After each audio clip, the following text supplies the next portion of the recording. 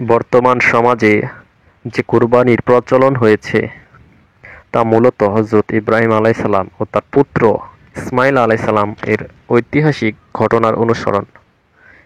পিতা ইব্রাহিমের হাতে পুত্র কুরবানির ইতিহাস। হযরত ইব্রাহিম আলাইহিসসালাম যখন বৃদ্ধ বয়সে উপনীত হন তখন আল্লাহ তাআলা তাকে পুত্র সন্তান দান করেন, যার নাম ছিল ইসমাঈল আলাইহিসসালাম। ইব্রাহিম আলাইহিসসালাম তার এই পুত্রকে অত্যন্ত ভালোবাসতেন।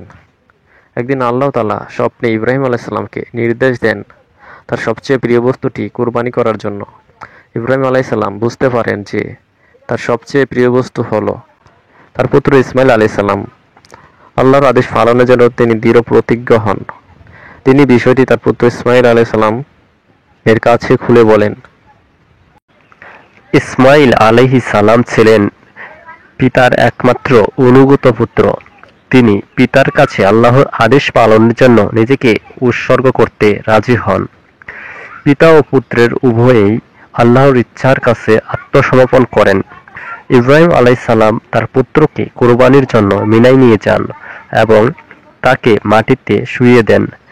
যখন তিনি ছুরি চালাতে উদ্যত হন তখন আল্লাহ তাআলার পক্ষ থেকে এক ফেরেশতা এসে তাকে থামিয়ে দেন এবং জানান যে আল্লাহ তাআলা তাদের আনুগত্যে সন্তুষ্ট হয়েছেন।